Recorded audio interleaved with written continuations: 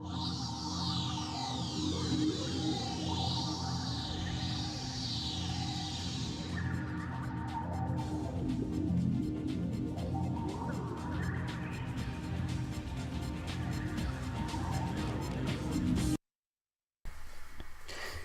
interwebs, it's JackitK, and welcome back to the Chronological Adventures of Sonic Adventure.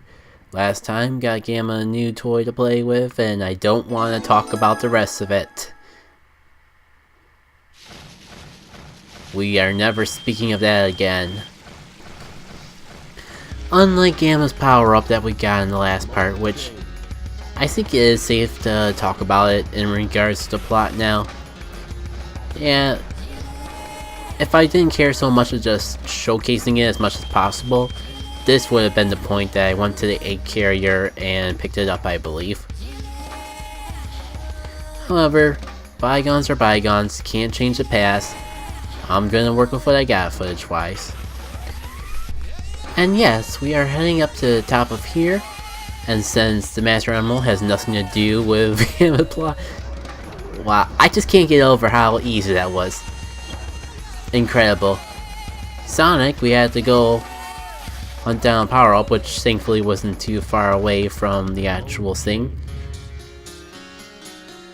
Knuckles, we had to go through a bunch of shenanigans to get the way to pass the monkey gate in that one. Gamma story, we just shoot the dang thing and then it's over.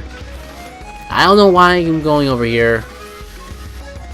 No, this is not canon, this is not canon, this is not canon, this is not canon. None of that was canon. This was not canon yet. Master Emerald's not built yet. No. Okay, now we're back to canon. Anyways, what was I saying? Yeah. Destroy that right away. I don't know why I even bother going over there. Red Mountain is a go-go though. And yeah, we're already getting to the kicking part of the stage. No worrying about bottomless pits, though we will have to worry about lava. Or any of the shenanigans that are in the above ground section. It's all just mindless shooting madness in the underground. And it's great, I mean it would be great if we didn't have a certain power up that would constantly killing our shooting combo in that. But as I think I got all the hits that time. Maybe this power-up isn't as broken as I thought it was. But I'll admit, this is probably one of my favorite stages in Gamma's story. I don't know, that's a bit of a statement. Let me revisit the final stage and I'll get back to you on that, and this is pretty much the embodiment of what I love about Gamma's gameplay.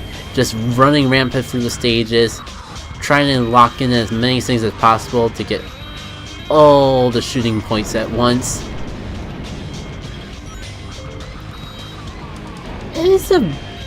It's easy, but there's room for skill if you're just trying to get as high of a score as possible, I guess is the best way to put it. Not that I'm keeping track of score on this particular stage, but it's the concept that counts. Also, we're gonna ignore the fact that I did a little sucky suck there. Anyways, here we have EO14 SBO, or Espeon, not to be confused with the SBO. He has a little bit stronger of a missile, I believe, but unlike the past guy, you can actually shoot down his weapon. So it's just a matter of locking on, and you can pretty much get him in a chain like I did, and not even have to worry about him attacking. Easy squeezy melon pleasy. And there's no way that I had any issues with this guy in a previous attempt recording or anything like that.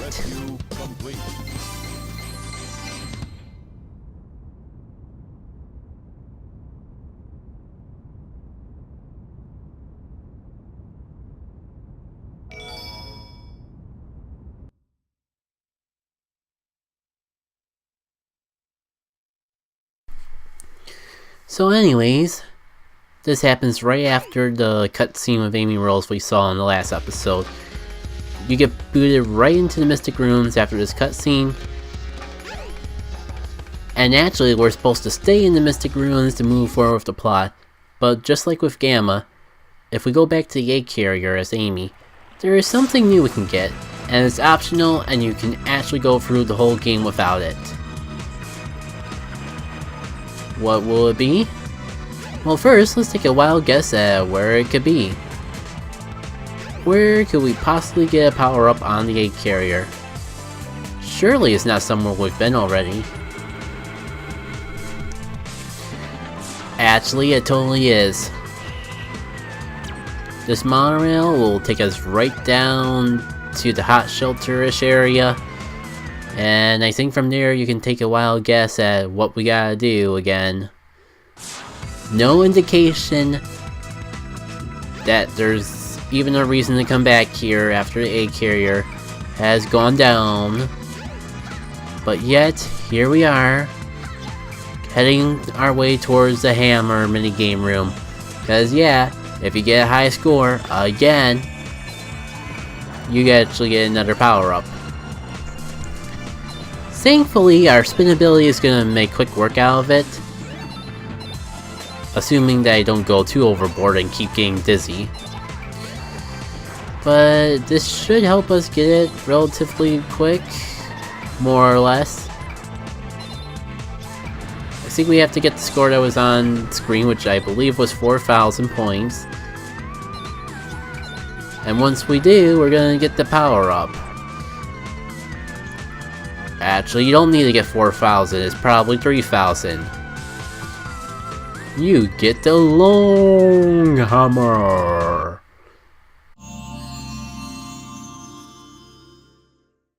Here's the long hammer! Your attack radius is now increased. Try the spin hammer attack.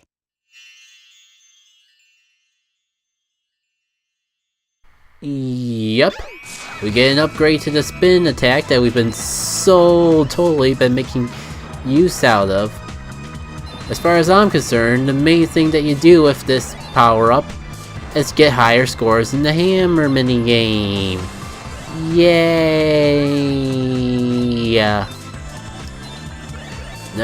Don't worry, if there's a practical in-level use for the spin attack, we are definitely gonna find it in the next level. And totally not because it's gonna be the last level we do in Amy's story. Why would you think that? But first, we have some unfinished business to take care of back in good old Station Square.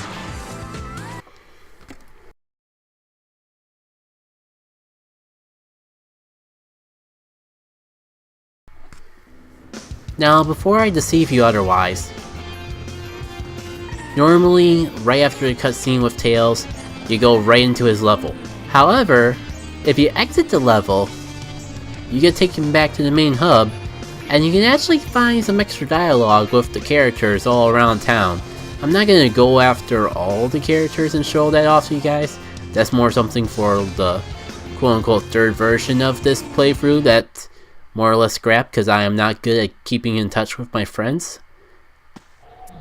But I wanted to show off that was a thing. But yeah, this is the last level we're gonna do with Tails, guys. I miss it already. Thankfully, this is probably the darn best level in Tails' story. They definitely saved the best for last. So many things to cheese, and unlike some of the other stages, there's an actual risk to cheesing it. I'll admit, I probably died on this stage a lot of times because I didn't pull off a shortcut correctly. And you know what? I am happy with that. I am happy with the fact that it looks like I sucked really bad at this stage because of how few lives I have. It is totally worth it to do some of the amazing stuff you can do at this level, or at least attempt to. Oh man. This is like the ultimate way to do Tails' story. Just like, sure, there's a safe, simple path, but if you're feeling really bold, want to get a really good high score, there's all these shortcuts, intentional and unintentional, you can take, and you're pretty much rewarded for your risk. Assuming you, I don't know, don't screw it up like I did just there. But that's the whole point. What's a risk without the possibility of failure? Also, Eggman's lines are brilliant in this stage. Unfortunately, I think I talked over all of them. I only just thought about not talking over them now. There we are, we're at the end. Under 2 minutes if you're good at cheesing sins. And unfortunately, I get the feeling you could do this even faster than I did. All the times I died just to try to do this as quickly as possible. And I'm sure I didn't do it the fastest time available. And that makes me sad, because I want to cheese the stage even more than I already did. Oh no! It's Robotnik! So you beat me to the missile, you little pest.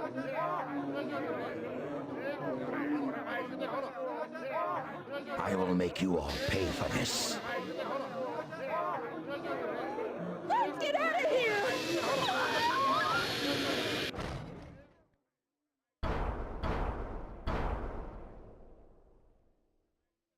You fool. Away, before I make mincemeat out of you. I'm not scared. I'm not scared. I can do this.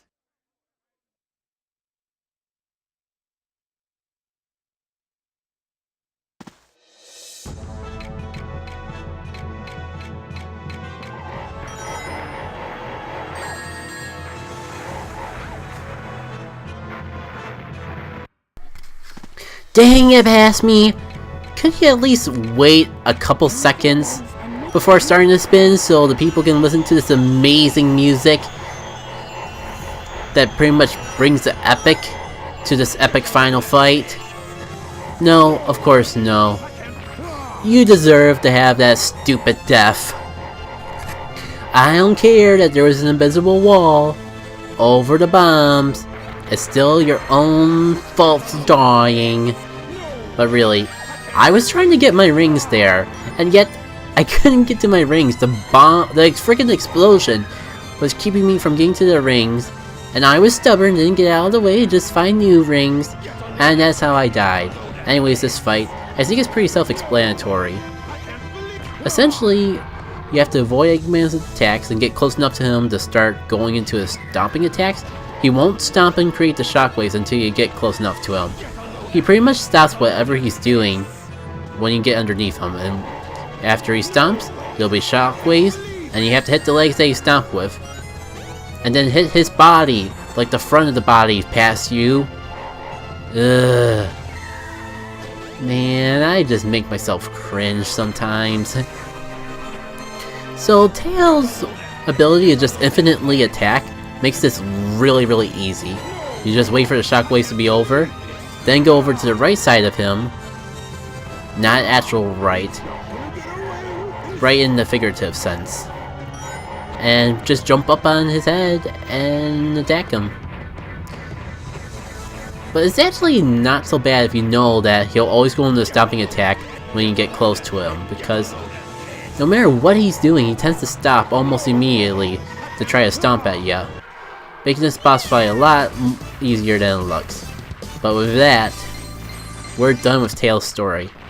Man, I could talk for hours just how amazing that ending was, and how well it ties everything together, and the tone and all that, but I think I'll wait for the credits to go into full details.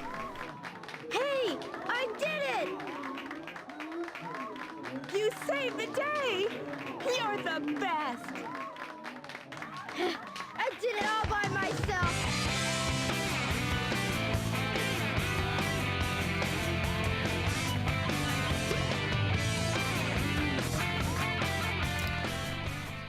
Credits that you're not gonna get to see until we get a lot closer to being done with Sonic's story. Haha, suckers!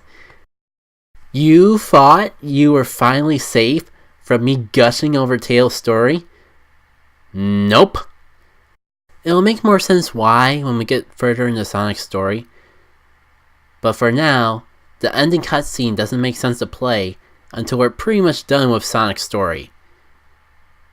So, I get to gush about Tails' story later.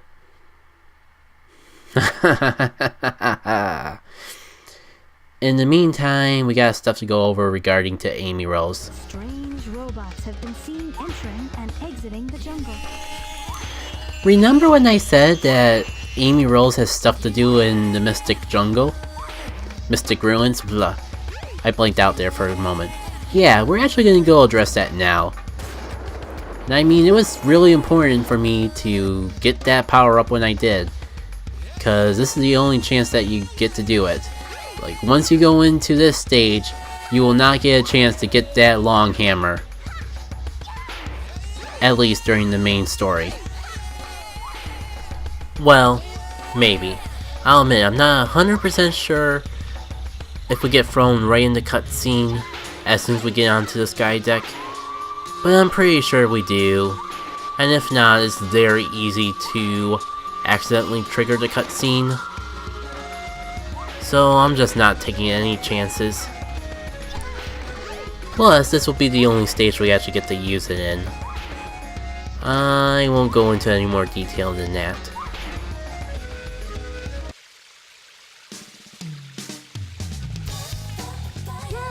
I don't remember this bridge. Looks dangerously suspicious.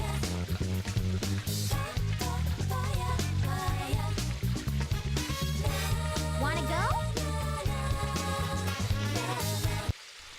I haven't really talked about it, but at least in the DX version, you do get to roam around with the characters after you complete their story. So in theory, you could go get Amy Rose's power-up, or any other character's power-up, after you beat their story. But what's the fun in that if you're only playing to the point of beating that particular character's story? My point being, this is the only level you actually get to use the long hammer in, without just replaying levels. And that is why it's so important to do now. Also, you are witnessing my attempt to resist doing, I believe, the worst puzzle in this entire game. But alas, the way into the next level is in this. Granted, Kid Me had a lot worse of a time with this than present me. I know I'm not doing a good job being convincing of that, but that is the case. The hard part is just explaining it. So essentially, I think if you stand on one, the one to the left or right will switch whether it's on or off. So if you have two off and stand in between them, they'll turn on. Well, actually, it's all three of them. So if I stand on that there we go. Essentially, somehow get them all off, then just stand on the middle left and the middle right, and that's probably the simplest way you could solve that puzzle. I only just realized that in post.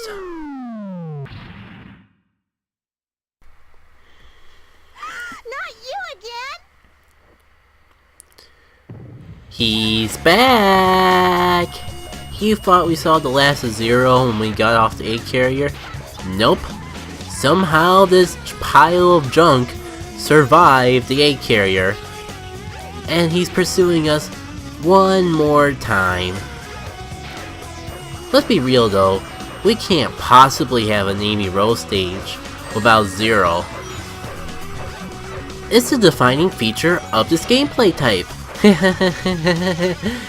I laugh because it's unfortunately true, as much as I don't want it to be. So, a big part about this stage is there's a lot more emphasis on stealth?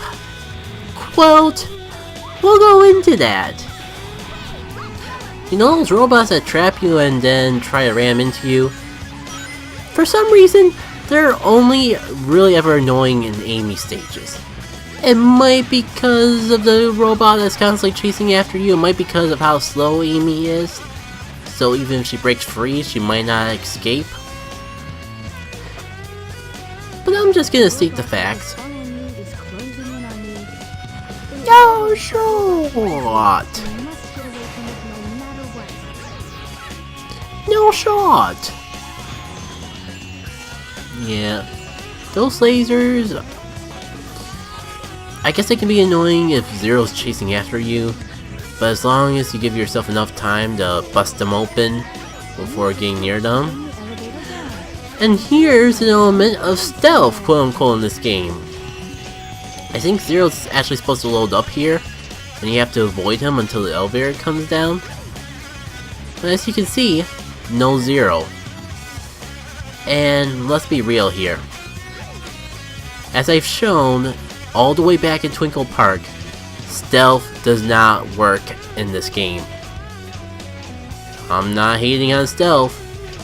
This game just does a horrible job implementing it. And I'm not even saying that, I'm saying the very mechanics that the game claims to be stealth elements don't actually let you hide.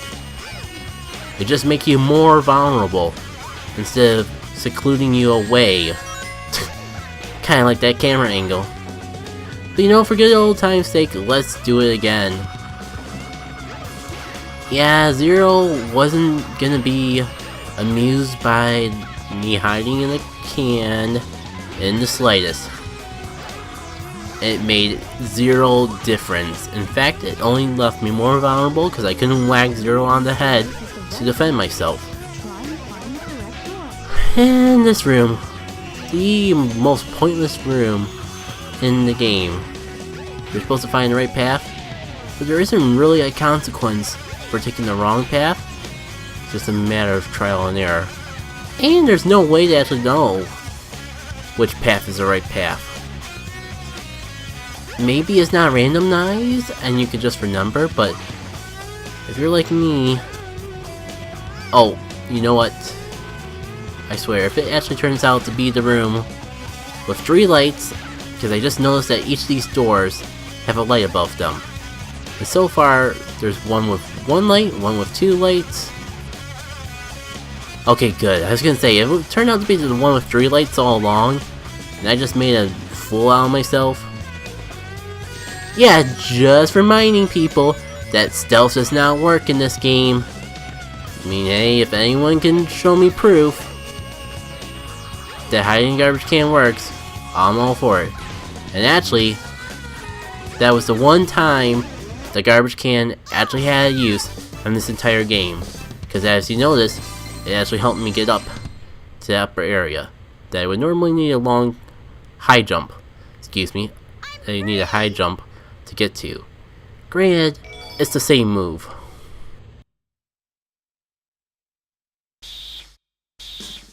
That was a close one.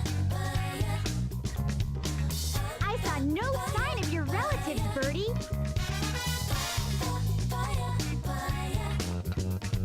Oh, you escaped from the egg carrier. So maybe your family's still in there. Let's investigate, wanna?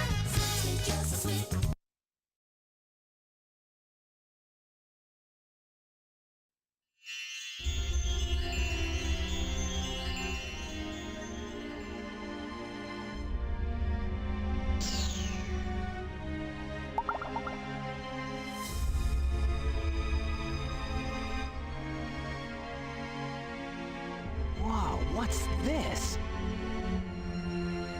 A mural.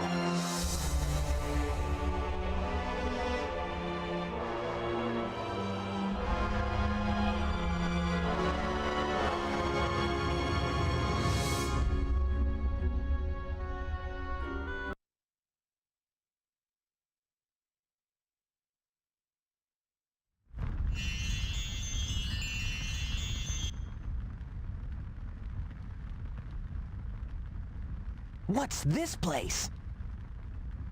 Where am I? This is really weird.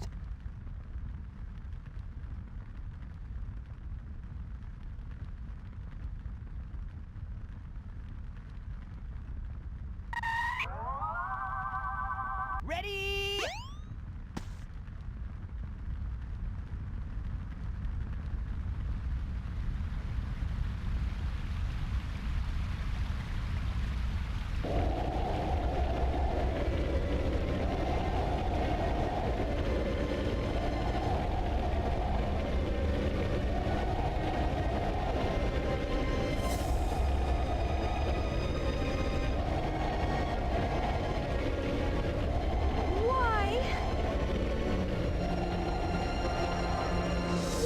have to happen. It's terrible. I must stop this now.